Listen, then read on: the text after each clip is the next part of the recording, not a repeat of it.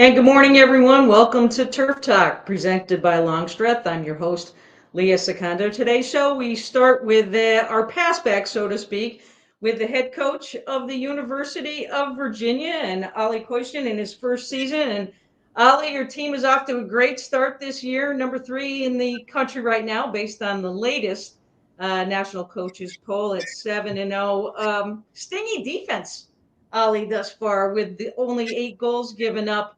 You credit that a little bit to Tyler Kennedy or the whole pack back there that are really tough around the circle area play? Yeah, that's a very good question. First, thanks for having me. Pleasure to be here. It's tough to blame it on one person. Certainly, Tyler helps us with her saves, but I think defensively, the way we want to do it, it's always a entire team effort. Everyone carries a big role, and then certainly we have key players that are defensively pretty okay. But at the end of the day, it always comes down to team effort, especially when start playing Duke on outstanding players like Lena McVeigh. Like, you need more than one good player. You need a few good players to defend. Certainly. And actually, funny that you mentioned it, because we had a harsh meeting yesterday about our sloppy defensive behavior. Uh-oh. That's a little bit from Cal. I mean, Cal came back and played you pretty tough last week to start the weekend, and obviously was that West Coast flair with Stanford coming in. I don't think anybody was surprised the way that Cal came back. They had some great goal line stands themselves to take away a couple opportunities from you guys. But where did that all come from? That conversation. Just our general behavior, and not necessarily like even Stanford, we didn't play a great defensive game. Often we just got lucky. That's how we looked at it. Well, we got away here, but moving forward, we won't. So that was our mentality, because we also said like 95% is pretty good, but that 5% is what wins you big games at the end of the day. So it really doesn't matter what you do 95% of the time. We got to make it happen in those like 5% crunch time behaviors. And then we also gave up too many corners, too many circle entries and shots, especially against Cal. And they're a decent team, very skilled team, but nonetheless, I and we didn't like the way we defended. Mm-hmm. So, all right, let's go on the flip side a little bit here. Well, you guys have had 39 corner opportunities that have translated into 6 goals for you on those offensive opportunities. What type of percentage are you looking for success rate this time of year, and then as we progress along in the season? Yeah, anything close to 20 would be fantastic. And I got to say, we had a very tough stretch in the beginning of the season. So I think the first 3 games, we barely converted on any corner that was actually executed well. We scored on a couple where it was a save. We got a lucky rebound, and then we scored. But it was nothing that was well executed. And I think the previous games, we did a fantastic job in executing on corners and, like getting those little details right. And so right now it's, like you said, 6 out of 39. Is that the number? Yeah, out of 39 is what I have. Yeah. So, and you're probably right. It's obviously not good enough, but where we were the last 3 games was kind of where we need to be, that we convert on our corners. Mm-hmm. One of the players I just love watching on the field is Emily Field. Battled through an injury late in the season. I think you would have had to have pulled her off the turf as she was like on the ground a year ago. But she's one of those two-way players that's really special and sometimes doesn't get the stat line. I mean, she has 6 assists this year, but what makes Emily tick, and how does her play and her enthusiasm carry to the other players? Yeah, Emily is an unbelievable athlete, just physically gifted, strong, explosive, quick, agile, has a low center of gravity. It helps her defending. She is also, we often talk about, you got to take one for the team. Defensively, for example, so the way she flies on corners, like she has that sacrificial mentality, that like team first. And that is just like, she embodies that like no one else. And that is just inspirational to a teammate when you see like someone takes back-to-back corners to shin guard or feet and like doesn't even flinch, just turns around, bomb, does it again. So that inspires many in our team to do the same and have the same mentality. And Emily also, obviously, we want to use her on offense as well because she's powerful and can drive on the right side. So she's very versatile. And we still try to figure out how to utilize her best right now on our right side. Mm-hmm. Taryn Tkachuk, she scores her first goal, which I was shocked when you're trying to look through the stats real quick on game Friday night. But you have 14 different players along with Taryn that have also received points this year. Mm-hmm. Do you feel as though that type of a threat provides a little bit tougher scout for you guys? Having that versatility? Yes, certainly. It's hard because you can't necessarily pinpoint like one player. Okay, if we shut down, Taryn, for example, 50% of the offense is done. Like we're very glad that we don't have this. That we can, okay, someone has a bad day, boom, next one comes in and scores a couple of goals. And although Taryn hasn't scored before, like she did play very well for us. The way she is an anchor, kind of like you can give her the ball in a strong post up, and then she starts distributing, draws fouls, corners.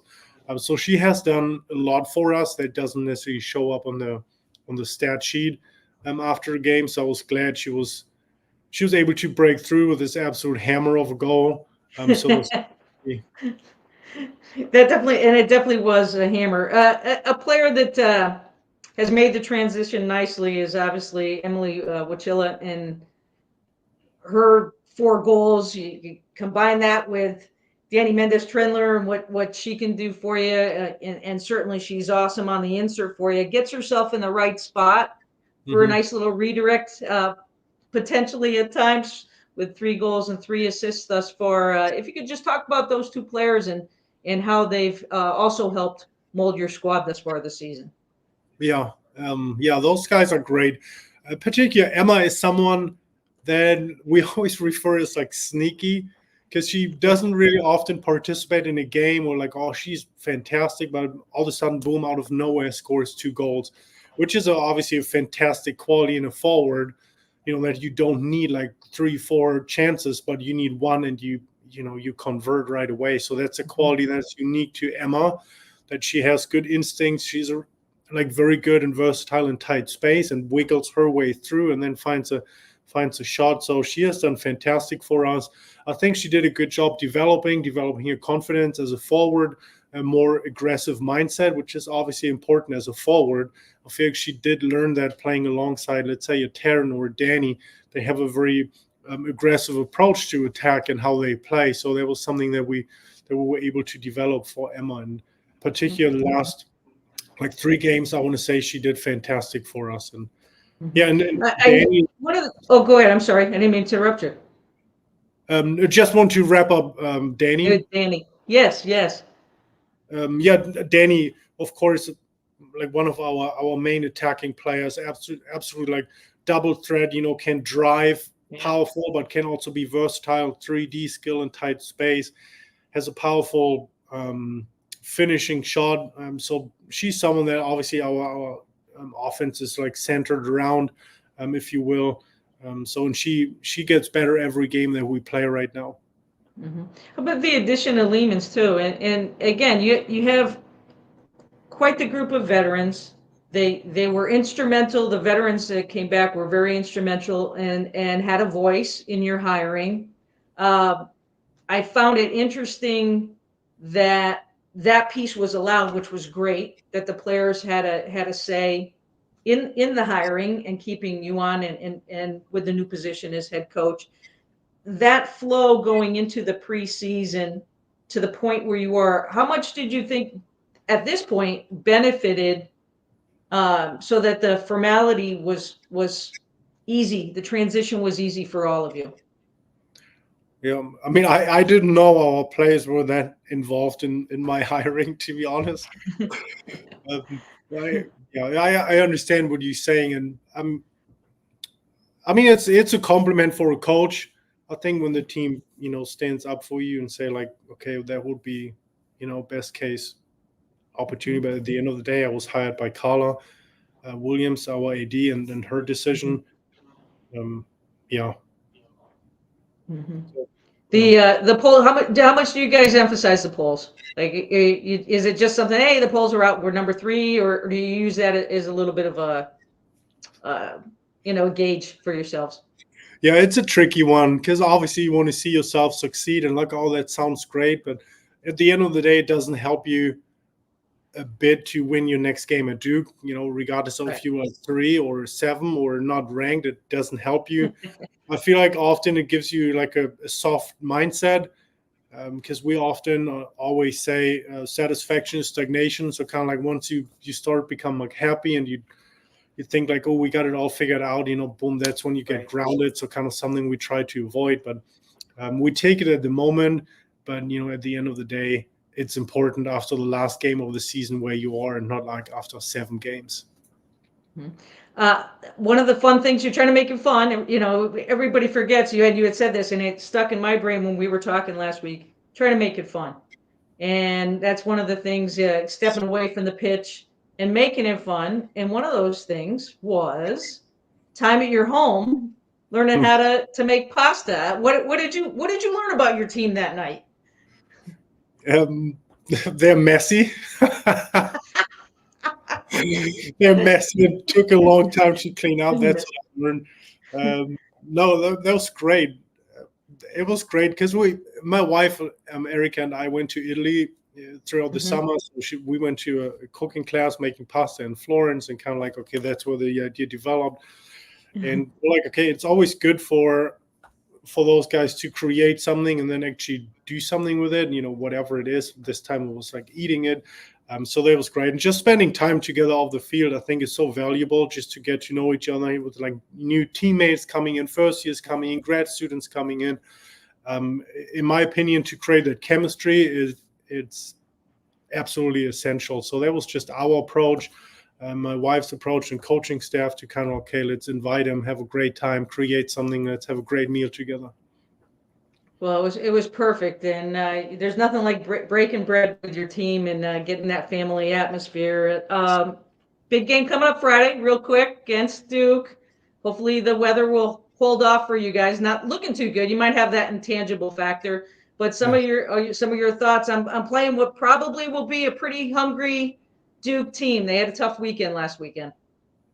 Yeah, Duke will. We already know Duke will show up, absolutely hustling and fighting. Because although they come out of back-to-back losses, if you watch the games, like they could have won both games, and kind of had some unfortunate situations up front. But like it always sounds so harsh, back-to-back losses. But they played fantastic. They're a great team. They're a well-coached team. So they will come out with a chip on their shoulder. So that's something that we have to be aware of, because I feel like they obviously don't want to have back-to-back losses, particularly at home. So they will come out firing and well coached and well prepared for our team. Excellent. Well, Ollie, we appreciate your time today. I know you have to get ready for that scout. Hope you'll join us again as the season progresses on Turf Talk. Yeah, thanks for having me, Leah. It's a pleasure. Absolutely. Take care.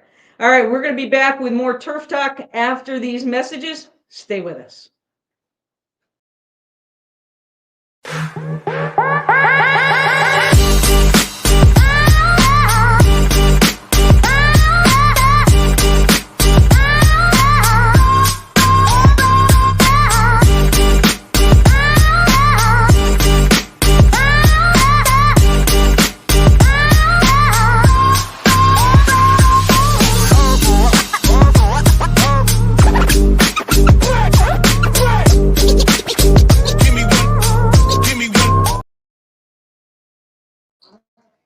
Welcome back to Turf Talk, our second block of our show, and we are very pleased to be joined right now by our U.S. Olympian.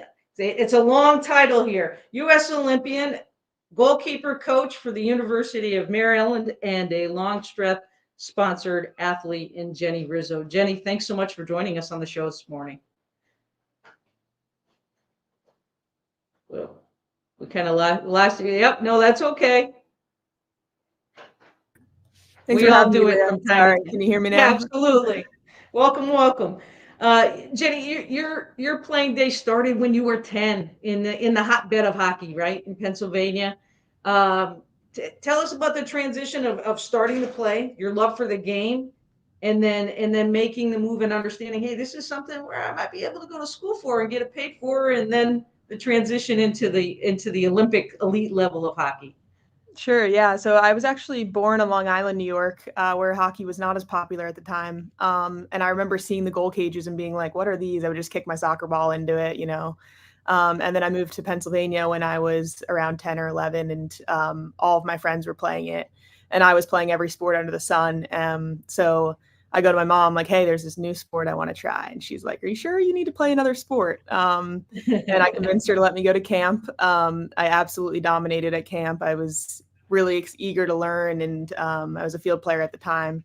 And that's kind of where it all started, just my love for learning this really intricate, skillful sport that took athleticism, dedication to really honing in on how you hold your stick and just the hand-eye coordination. I loved it. So I was a field player for a number of years. And then when I got to high school, my head coach at the time, Tammy Scola at Hershey High School, saw the potential in me to be a goalkeeper. We really needed a goalkeeper for the varsity team. And I was a softball player at the time. I just had the hand-eye coordination that you kind of need as a goalkeeper. So she made me get the pads on one day over the summer, and I was just all over the place. Saving balls. I don't think I was using proper form, but I had the right drive of what you need as a goalkeeper to, keep the balls out of the back of the net. So yeah, then that summer, it was probably 2 months into my goalkeeping career at the time, just trying to learn the ropes and figure things out. I went to summer camp at Penn State with my team. And that's where I met the Penn State coaching staff, who later became my coaches over college. And Stuart Smith at the time was the goalkeeping coach, and he, taught me from grassroots really for goalkeeping. Great guy, really incredible goalkeeping coach and mentor for me. Excellent. So, when did the light bulb go on? I mean, you had a great career at Penn State, 79 games, 74% save percentage. You helped them win a Big Ten title. When did that next thought process go on? Okay, I want to try to play at the highest elite level and represent our country. Yeah, so I was given the opportunity to train with the U21 team my freshman year of college, and I had never really been in the U.S. pipeline before then. I started goalkeeping pretty late. I was a sophomore in high school when I started, so my ceiling was high, but I was really growing year after year. So I went and did a training camp with the U21 team in November of my freshman year, and Yannicka Schopman was the head coach at the time, who was also involved with the senior women. Really great leader, and tactically understands the game very, very well. And that's kind of when I started to realize, like, hey, this is something that like is exciting to me. I love to learn the game, and I was given the opportunity to go and play at both the Junior Pan Am Championship and the Junior World Cup, and just being in that environment with athletes across the world playing the sport that I love and competing for my country. It was incredible. And that was kind of when I started to realize, hey, this is something I could maybe do at the senior level. And if I keep working hard and just working at this and learning the game, it's something that could be possible for me. Mm-hmm. Get to go to Paris, the opportunity to be a part of the Olympic squad.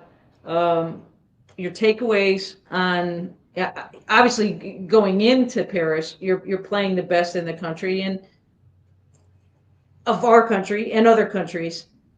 What's it like to take shots from other countries, see the level of play from other countries, because you're seeing it from a different perspective on the field, and then try to work that into your practice reps and stuff so that you get that repetition for practice going into games at that high level? Is that tough?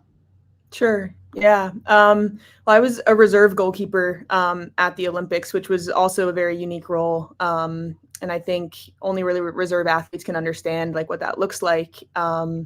but it's challenging just in the U.S. overall for any athlete. All of us were first-time Olympians, so our team just didn't necessarily have that experience. We play in Pro League every year. We play some competitive series, but we didn't have that experience of that pressure that the Olympics brings. It's the biggest tournament for our sport in the world.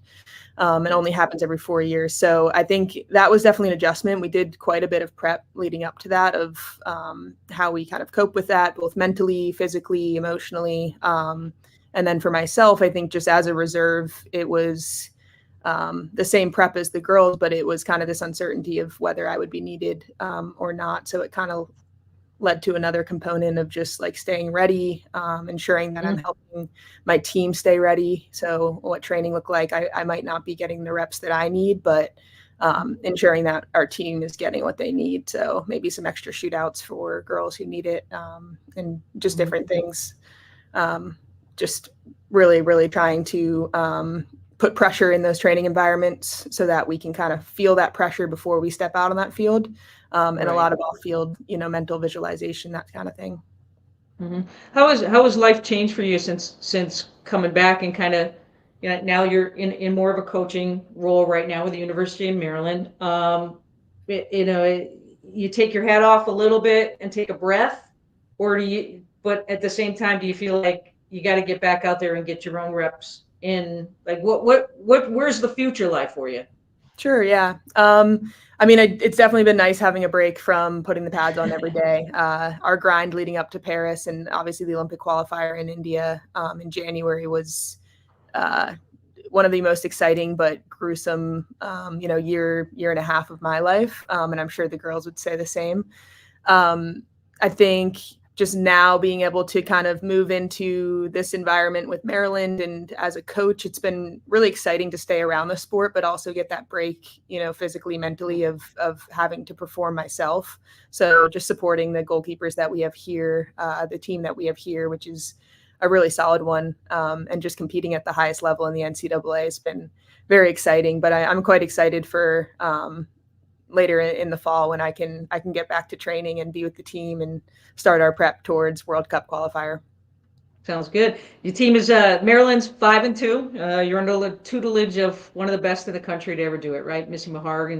And what has that been like? You got a big game coming up this Friday against Northwestern. Yeah, it's been an exciting season. This is my first real NCAA season in the fall. I was at 2 universities before, but not at University of the caliber of Maryland, and obviously with the leadership of Missy.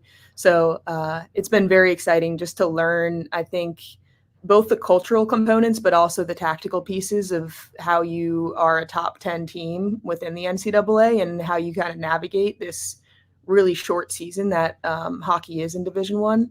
So I've really enjoyed just the challenge that it's brought. Just these goalkeepers, especially the ones that I work closest with, they're very very talented, and it's a short season, so it's a matter of how do they move on game from game and stay ready and continue to perform. So it's been challenging, but it's also been really exciting just being able to be kind of that mentor for them and just provide them with some insight of what I experienced over my NCAA career and also my international career.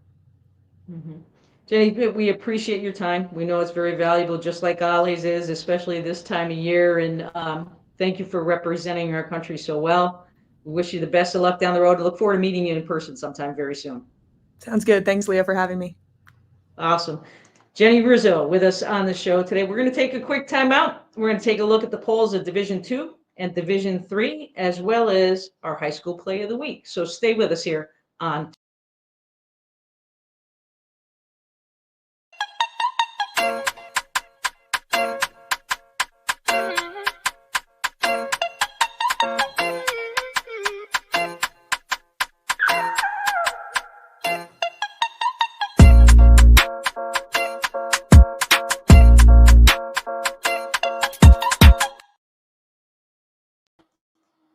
Welcome back to Turf Talk, our final block of the show. And for this final block, we're going to take a look at the latest Division II poll. And in that poll, Shippensburg moves to the top spot, 6-0 on the season, taking over after defeating previously number 1 Kutztown 2-0. ESU remains at number 3. Newberry and Southern New Hampshire also moving into the top 10. So obviously that poll, the PSAC, is always tough, right? And many of the teams in the PSAC represented in that poll. Keep an eye on Assumption as well. In Division 3, Middlebury. Middlebury is 6-0 on the season as well. They remain at number 1. Found it interesting, too, that Tufts and York, PA, and Amherst and SUNY Cortland moving into the polls this week in Division 3. So we will keep an eye. We always keep an eye on the polls all season long. Always banter about what's going on in the different polls. They create great conversation leading into the Final Fours for all the divisions this year. Now on Turf Talk, what we'll talk to you about is our high school play. The